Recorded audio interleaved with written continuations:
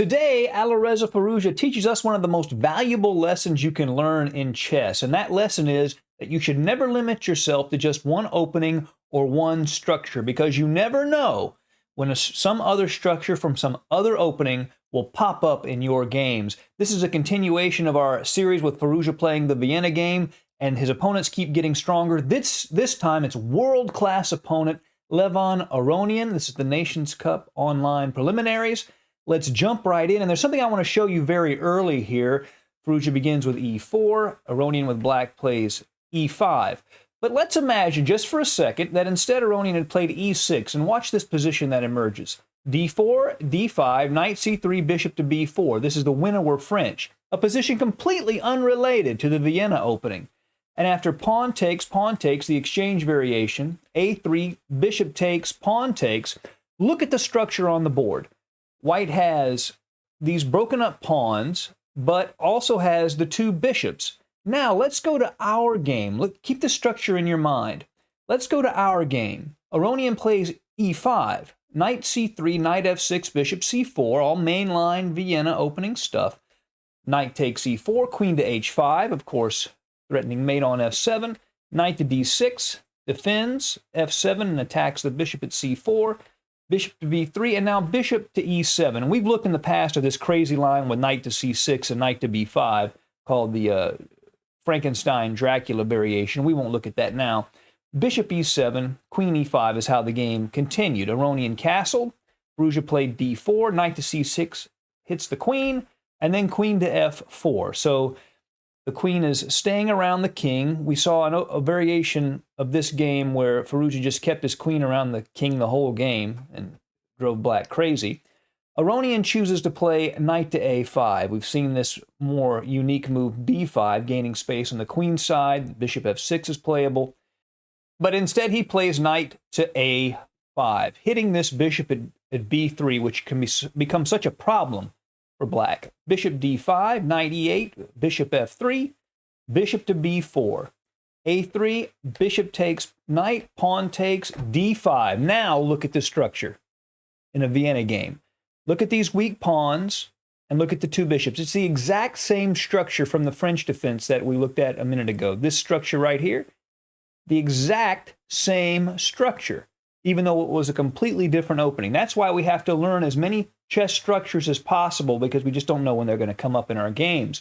And Firouzja has the two bishops, but he does have the pawn weaknesses and the weak square at c4. He plays knight to e2. He would love to move that knight to g3 and attack on the f5 or h5 squares. Aronian plays c6, castles, knight to c4, hopping into that weak square at c4, knight to g3, and queen to f6.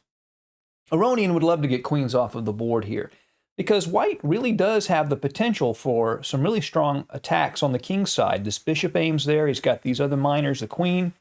So Aronian would love to get bishops off and take advantage of these pawn weaknesses.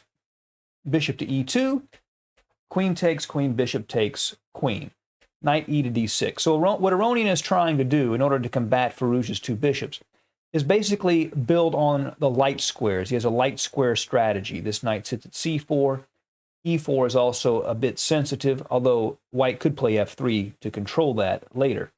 Bishop to d3, bishop to d7, allowing the rooks to come over to challenge the one open file on the board, one completely open file, the e file. a4 gaining space, b6 to keep the b pawn from becoming a target. f3 to control e4, rook f to e8. Now king to f2. Now the purpose of this move is to control e3 along with the bishop. And what Firouzja is going to do, he doesn't want to trade rooks on the e-file. So what he's going to do is basically control all the points of entry for black's rooks so they can't penetrate.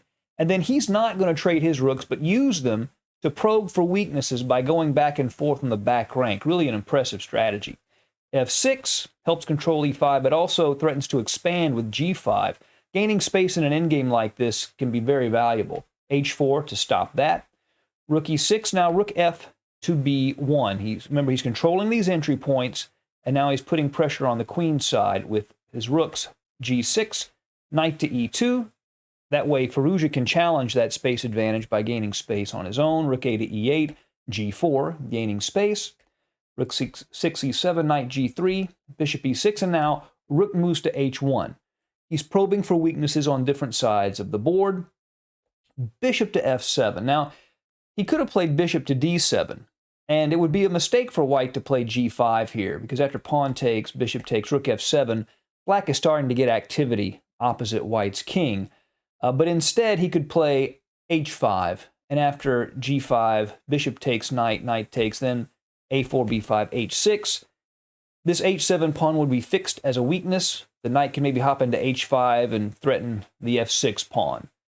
So he decides to go ahead and play the bishop to f7 instead, but now the rook can't get over to the f7 square, and he goes ahead and plays g5. He doesn't have to worry about that rook moving over there this time.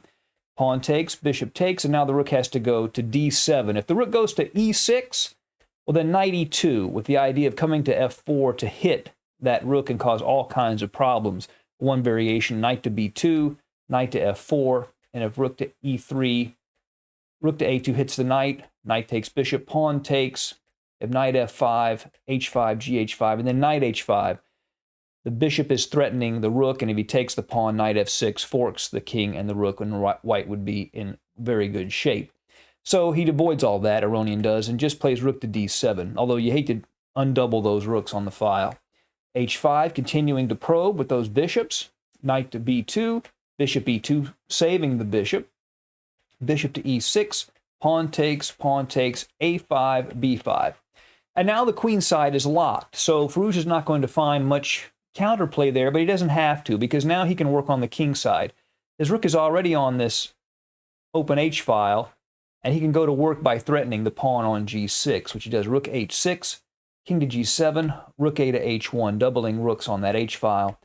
Bishop to g8, he wants to control that h7 square, so Firouzja can't check on that square. Bishop goes to c1, clears the squares and also hits the knight at b2.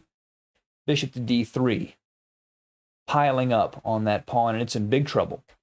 Rook to e6, now rook to g1. What Firouzja is doing is setting up tactics on the g file so that this pawn would be pinned if the knight moved away. And this rook is still defended by this bishop over here by c1, so it's not vulnerable at all. Rook to f7, and now Firouzja strikes. Bishop takes g6. If Aronian were to recapture that bishop with rook takes g6, then knight to h5 check. And after king f8, he just takes the rook and wins. So he moves the rook at f7 to c7, away from the threat, but then knight h5 check, king f8, rook to h8, and that is the end of the game. Aronian resigned, because what Firouzja will do, he'll just take this bishop on g6 and move it away, and then win the pinned bishop on g8.